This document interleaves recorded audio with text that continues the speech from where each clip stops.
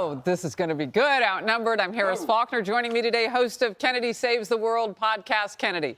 Fox News contributor Tammy Bruce. Fox News contributor and host of Tomi Lahren is Fearless. Yes, she is. On Outkick, Tomi Lahren. And co-anchor of America's Newsroom, Phil Hemmer. A lucky guy. Okay, we're going to begin with a sex scandal. And it's rocking Washington, D.C. I'm laughing at Kennedy, not the subject matter.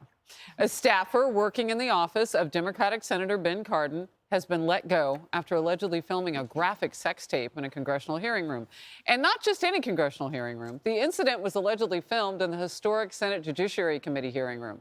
That's where the U.S. Supreme Court justices have their confirmation hearings. It's also where the 9/11 Commission had its hearings, among other high-profile meetings. And the identities of the two people involved in the video have not been confirmed. However, Fox News legal expert Jonathan Turley is warning that they could face criminal charges. The question is whether this unofficial use would constitute trespass. The question is whether this is in public in a locked committee room. The Capitol Police can argue that access to a staff position does not mean a license for entry for any purpose. Bill Hemmer. Yes. So lost a job, right? Mm-hmm. Yep. Out of a job. Out of a job, Rightfully so. And there's video. Guys, apparently, age 24.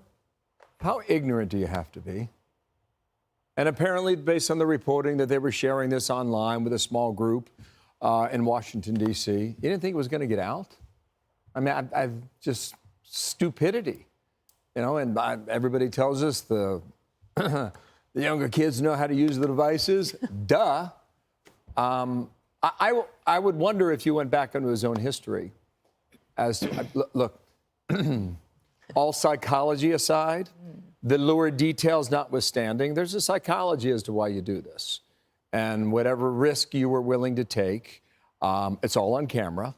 And I would wonder how many other risks this young man and or others did in a similar fashion. So Ben Cardin has been around for a long time. Senator, just turned 80 years old. What does this tell you about the situation? I mean, you can't always know what everybody's doing. You can't, but there is some common sense when it comes to also who you hire, who's in that environment, one of the most prestigious, important places on the planet, certainly for our country. And important things happen that affect people's lives. It also is at the core of how Americans view their government. But there's also, and I don't think D.C. is immune from this, a corporate culture. And we see that, and, affairs and sex in the Senate building, I'm sure happens a lot, and between unmarried people. So that's not the issue here. The issue is that this was pornographic. This was pornography being filmed by his phone and then put up onto the internet. The moment it leaves your phone, it's in the wild. And so for me, it really, certainly as a gay woman, it becomes a problem because for 50 years, we have worked on the goodwill of the American people, telling them correctly that we are your family. We're just like you, that it doesn't make us crazy maniacs. And then Gay Inc. shows up and the activists seem to be crazy maniacs. So this is what is troubling when it comes to interpersonal relationships, politics, how groups are viewed. And it's not just this one, but it's so many other things that are going on that make Americans say, what? You know, I had on the former acting AG under President Trump, Matthew Whitaker, and he said something that really struck me. What happens next says more about a wider society than what was going on in that room. And that we have to get back to and then go forward with this idea that this is not acceptable. No, hopefully what happens next is maybe some testing at a clinic. Oh, gosh. And I hope that they disinfect the room like an airplane during the summer of 2020.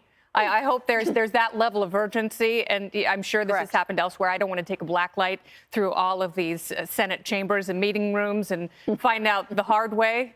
Like these two gentlemen did. And, you know, to Tammy's point, it's not that this kid is gay. It's Bill's point. This kid is just expressing such horrific judgment So it is incumbent upon all of these lawmakers to make sure that they are vetting every single person who works for them. And part of that vetting process, it's very simple. You go through social media. Well, you have someone else who's 24 years old who knows how to look in all of the nooks and all of the crannies, wherever those might be, and find out exactly what the fuller life story is. Can I just say this, though? And I mean, we're both moms of teenagers. You've got one that's about to go to college. She's in college. She's in college. As far as I know.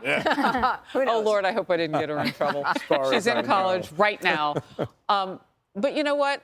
We need senators and congresspeople who can actually do some of that vetting. We need people in touch. That's what I was saying about Ben Cardin. We've had him on the Faulkner Focus. I mean, he's a Democrat who's come on. We've debated certain issues. But you got to be able to, you can't know everything about everybody, but this is attached to him now. He is telegraphing quite a bit. I'm sure there's a ton more out there about this young fellow. He doesn't seem to be withholding much at all. Tommy. I'll say this. I think this is also a symptom of young people who have this sense of entitlement and invincibility, especially when it comes to what they post online. It's all about the content. So to go to your point, Bill, about the stupidity of posting something like this on the internet, even if it's in private groups, it's on the internet. It lasts forever. You'd think that these young people, 24 years old, you'd think that they would have gotten that memo by now, that the internet is forever. But it's this invincibility of, I can do whatever I want as long as I have content. This will be funny. This will get me likes within a certain group. And this will get me some street credibility that I did something so naughty in such an important place. This goes to young people and their addiction to being online and being validated by others online and living their existence for an online audience. So to go and vet this person, how would you know that this person was going to create a sex tape in such an important place? I don't know if there's any amount of vetting that could have come up with that. Unless you really dig into their social media and maybe they've done something like this before, we don't know. But I think it's worth looking. It's also a teachable moment for young people. Everything that you do online will come to the surface, so act appropriately, especially if you want a job and a career in such an important place as this. Set a precedent. But he's already in an important place. See, that's even in that staff job. I mean, look at all the visibility. Young people and access seem to have no connection between the seriousness of life and that there are repercussions for anything. That transcends everywhere. So suddenly there's just no repercussions, that there is a seriousness to what happens because they haven't seen that necessarily being applied, and it must be. Yeah, my only feeling on that is that's painting with a rather broad brush. All young people are not like this. We should not put them all in the same category. But this person was a fool. They used horrendous judgment, and I hope to pay the appropriate price for the disregard they had for the Capitol. No shooting OnlyFans at the Capitol. George Santos. Hey everyone, I'm Emily Campagno. Catch me and my co-hosts Harris Faulkner and Kaylee McEnany on Outnumbered every weekday at 12 p.m. Eastern, or set your DVR. Also, don't forget to subscribe to the Fox News YouTube page for daily highlights.